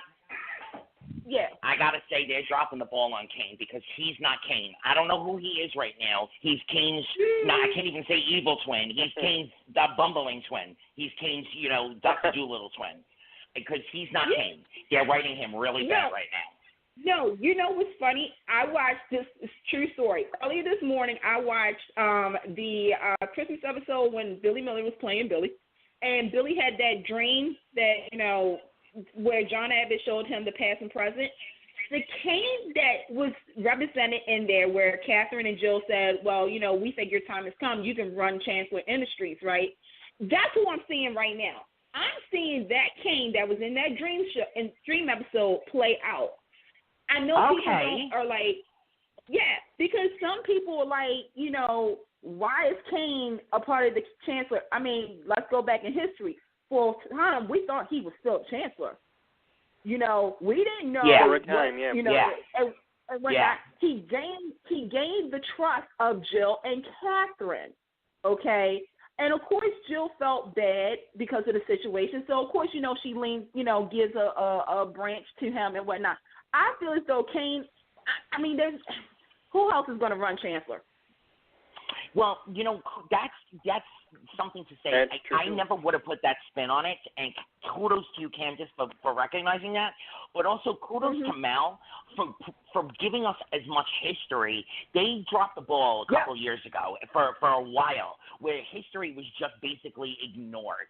And he's really brought back the history of Chancellor, of Newman, of Nikki, of Sharon, of Kane. I didn't look at it that way, and you just completely changed my mind. And that's a kudos to Mel, because he really has brought the history of the show back into the forefront of the current. And that's a hard thing to do when you went that far astray. Kudos to him. David, what about you? What are you loving on Y&R right now? What am I loving? One thing I love that Victor lost. I was celebrating that last night when I was watching it. That Christian is home where he belongs. Yep. Somebody still needs to shave off his mustache, though, and I'm going to stand by that until the end of time. Okay? Yep. You know what? They need to take his mustache, man, like Samson with the locks. What's her name? Nikki. Nikki needs to channel some inner Delilah and say, okay, I've had enough now. These are our children. Boom, I'm taking away your power. Boom, there goes the mustache. You know what what I thought was hysterical was watching Sharon and Nikki when they were looking out the window and they saw JT and they screamed. Oh my God, yes. I swear to God that was Lucy and Ethel. Think about it. Yes. Think about it. Mrs. Kravitz.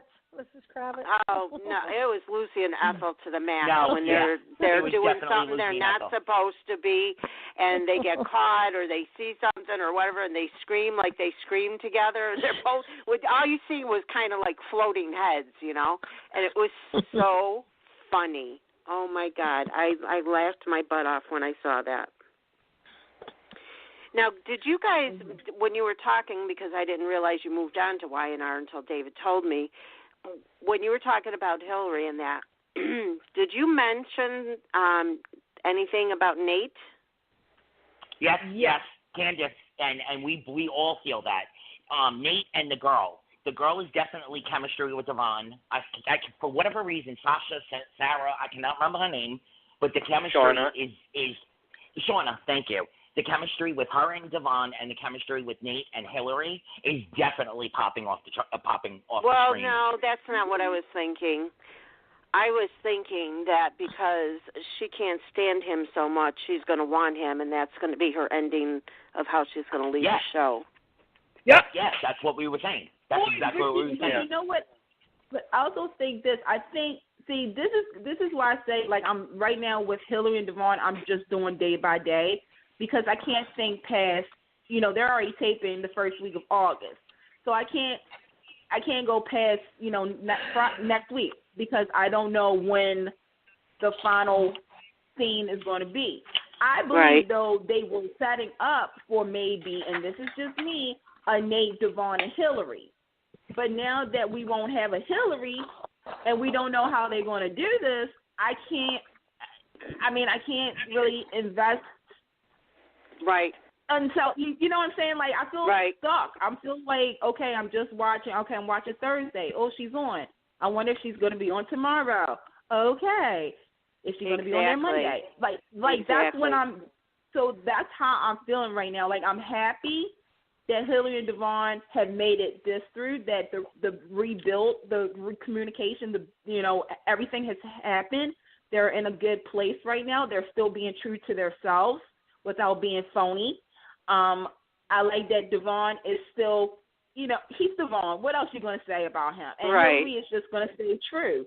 She's going to stay true, and she's going to be the Beyonce of the GC. And that's how she is. But with Nate, he's cute. Yeah.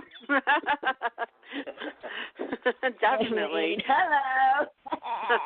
And, okay, so staying with the Young and the Restless, but going on to another storyline, do we feel that the Billy downfall is being rushed a little too much and it's a little too plastic feeling? Or is it just me? No, I don't like it at all. No, it's rushed. I don't like it. I might be the only person that does. No. I feel like you know what? Let me just say this. It's because I don't like where it's going to lead to if this is going to be a Summer Billy thing. I don't like that part of it. If he was just gambling and, losing half of Jabot, that would be one thing. But if it's going to end up where him and Summer are making out, I just can't with that. I can't do anything. Unless it's a cover thing where they don't want him to know that he's lost it all, so he covers it up by saying that he's having an affair with Summer. I don't know. I was thinking that too, but I don't think it's even going to go that far because what I personally, you talk about the use of history, and this whole Billy thing is classic Billy. Because if you remember, he never wanted Jabot. Yeah, he never wanted Jabot. He's always been the man-child of the Abbott family. So he's destined to screw up somehow, some way. And the thing is that, at the same time, Billy always wanted to be the gold star child in a way. He wanted to be recognized for certain things. I mean, look at what he did with Restless. He wanted to be like, oh, look at me, look what I can do. Mm-hmm. But the reality is that he's not a child anymore. He's a grown-up. He has to take on this responsibility of the family company. Everything will fall on him.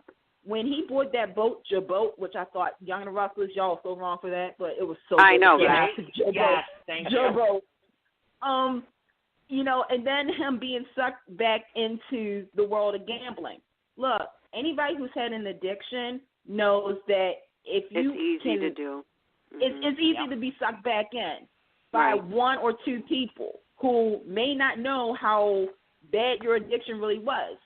Summer, who is, I'm going to say this, I like how they're writing Summer in a way. She has kind of an edge to her that she didn't have before. She reminds me of 90s Phyllis. Okay? Exactly. Oh, my God, yes.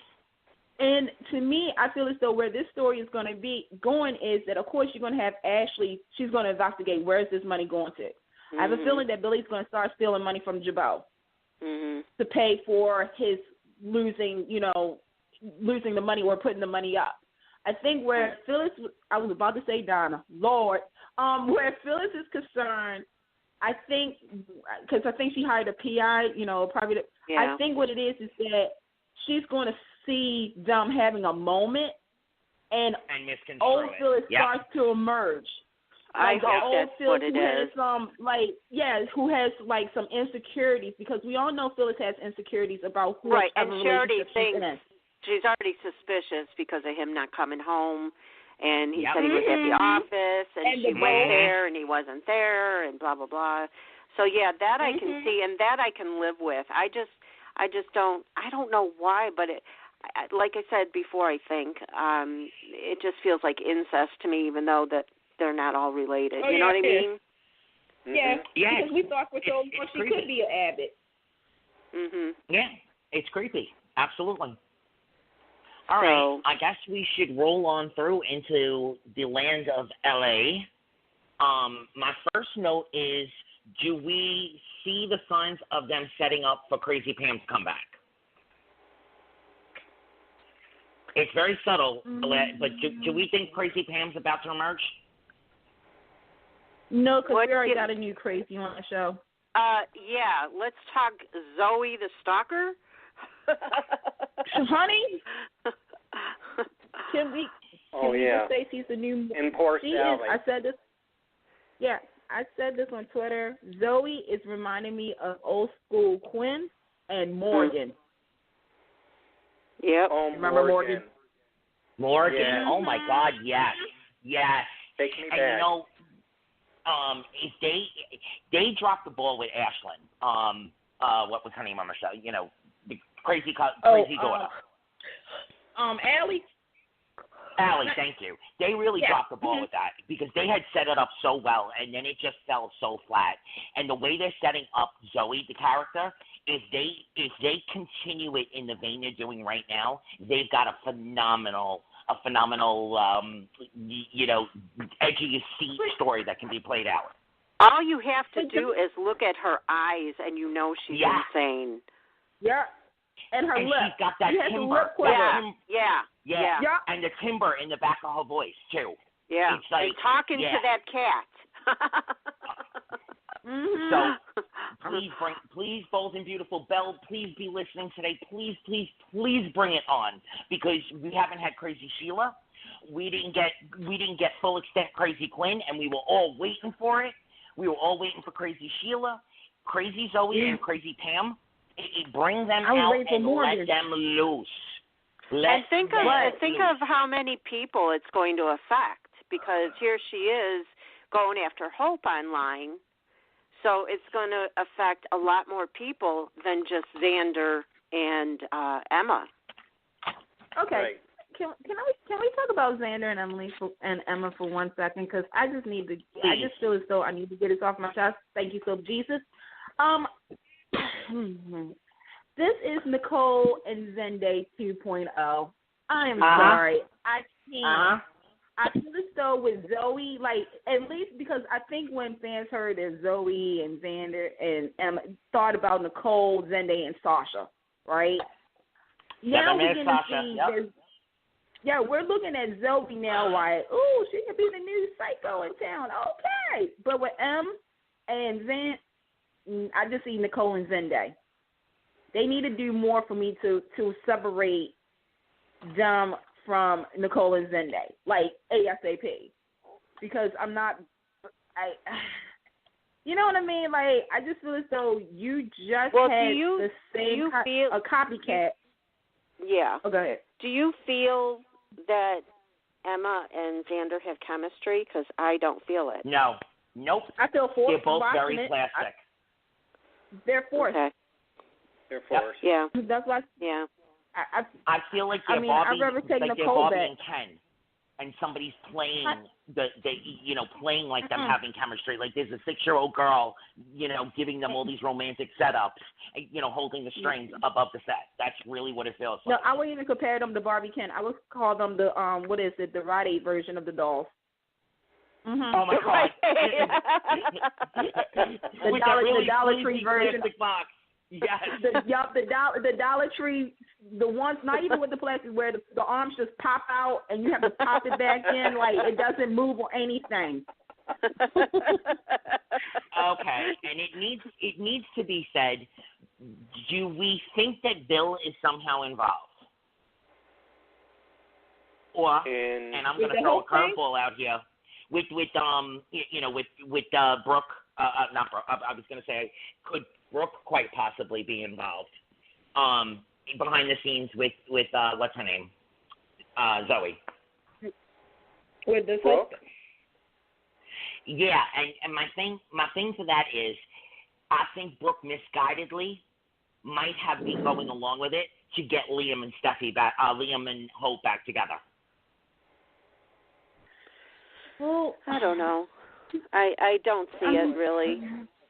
Me either. I mean, Brooke may have graduated from the Stephanie Forrester school, but this would be a major character.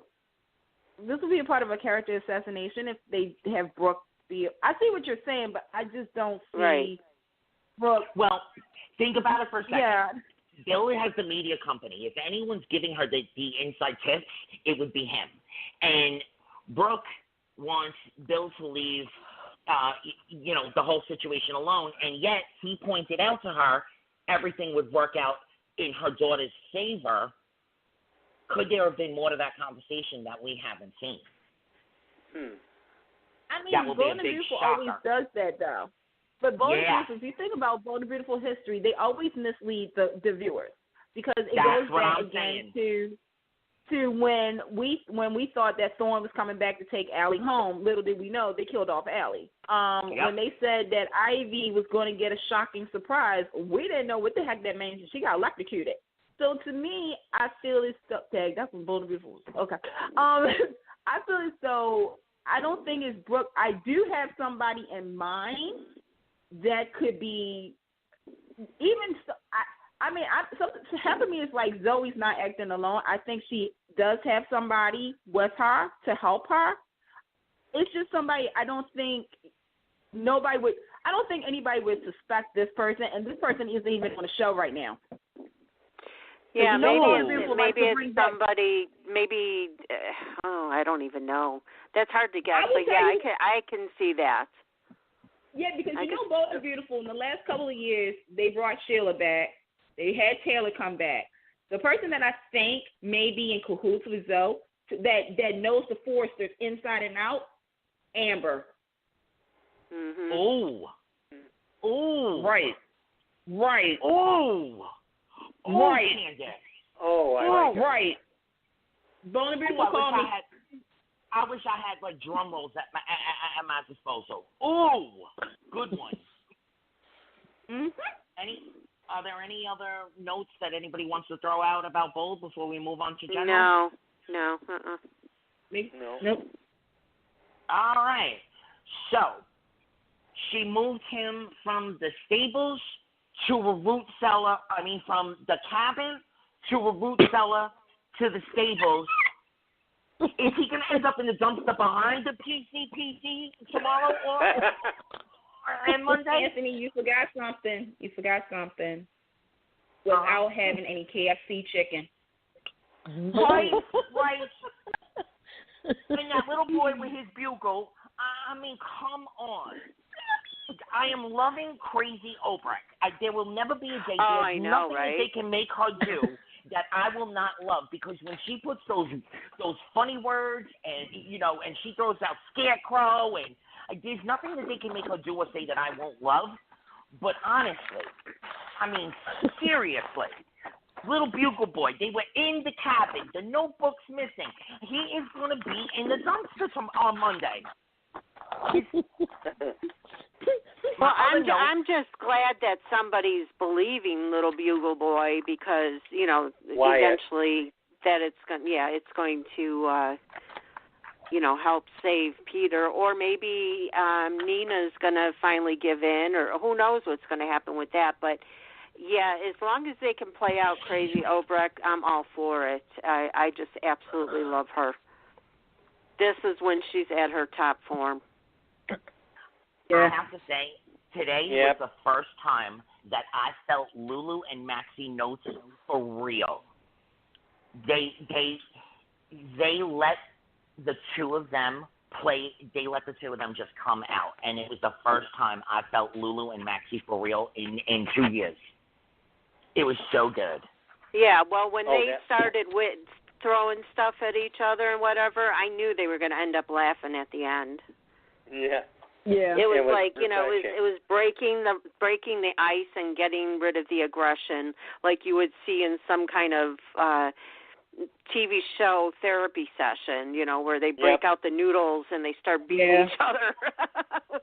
Okay. Now, I know the last time that we talked, or the time before or whatever, I mentioned that I thought there could possibly be a murder mystery with Bench, but then we heard that Chloe was going to, bite the big one. But here now I just saw a spoiler that said that there's going to be a murder mystery with Bench. So it looks like there's going to be two of them. Yeah, one's going to be a fake out. I'm sure of it. One's going to be a red herring. Yeah. Yeah. I mean, the signs are all there. I wish they did. And I just have to say, I very, very, very infrequently do the I told you so dance where my booty shakes and I'm knocking things off the shelf. But if it is not so damn apparent that Chase is Finn's son, then I need to be slapped with a big fish. Well, that's what I thought from the beginning. Yeah, you said that. Yeah, definitely. Disappointed with the murder for Bench. I think that this is one of those things where, as a Still fan, you get really upset about, because this was a really good. If you take away some layers, the Me Too story is a really good story on General Hospital, and I don't think that they should murder this character. He should go to jail.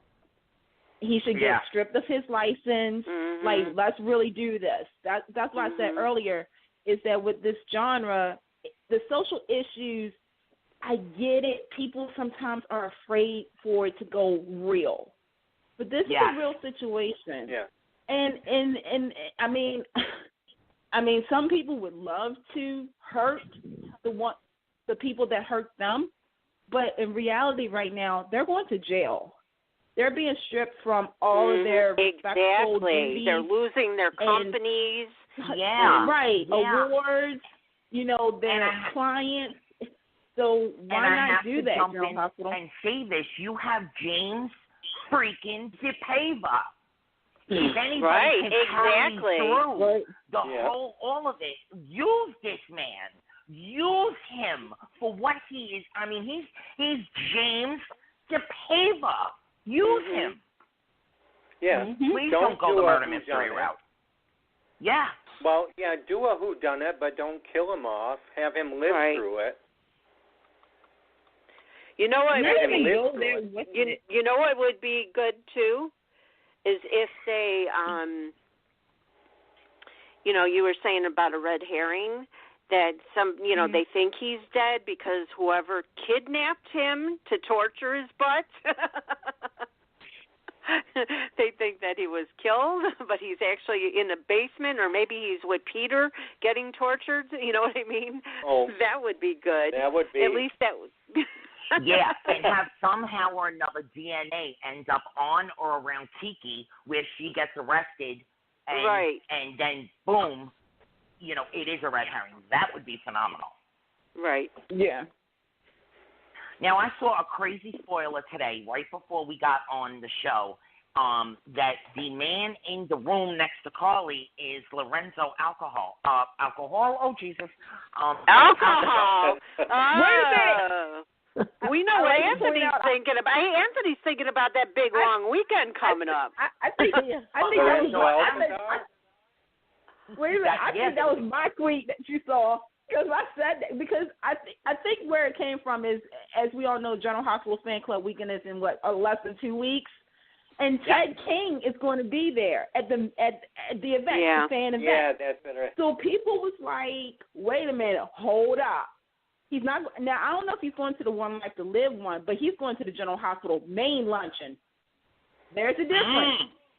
Oh. So the General Hospital has the past cast event where past cast members, but apparently Ted King is going to the main one. So people are like, what? Like, wait a minute, hold up here. What's going on? Now, if you've been following this story of the Morse Code, a lot of people think it was either Kevin or maybe Ryan or Kevin, but wouldn't it be? Now, General Hospital's been taking a page out of Bold and Beautiful. I got to give it to them because we didn't know that Georgie was going to be at Nathan's funeral. Sorry, I'm going to still cry. Yeah. It would be something. Okay.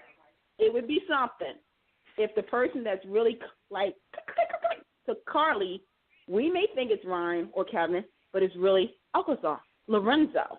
Whichever brother survived. Think about it. Ted King, back on GH. Right. He played two Yeah, parts. I can definitely get behind that, without a doubt. Yeah, other than that, I can't even picture who it is because I really, really don't believe that it's Heather. No. So, no, it's not Heather. It's not Olivia. It's not the ghost of Morgan. I love that theory. But you know what? I actually was thinking that it could possibly be Morgan. We know Brian Craig is probably not back, but maybe somebody else is playing that part now. That's a popular theory. I think it would be a little too convenient, and it would fall flat if it is, honestly. But, that's just my personal opinion. Candice? All right, we lost Candice. David? Well, my guess was that this might go back to the Croton thing, and I was thinking it's Charlie Delaney. Oh, I like that.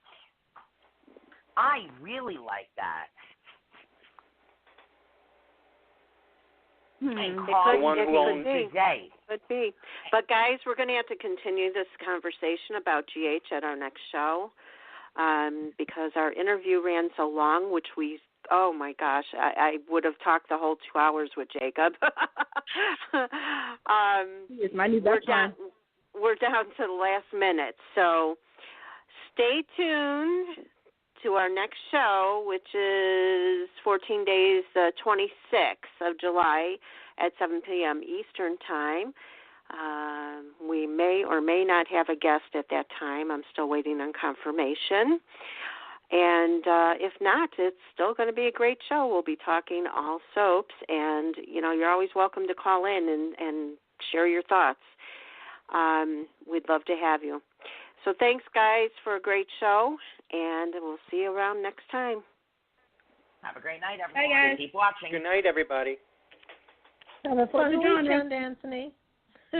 Yeah, definitely. Have fun.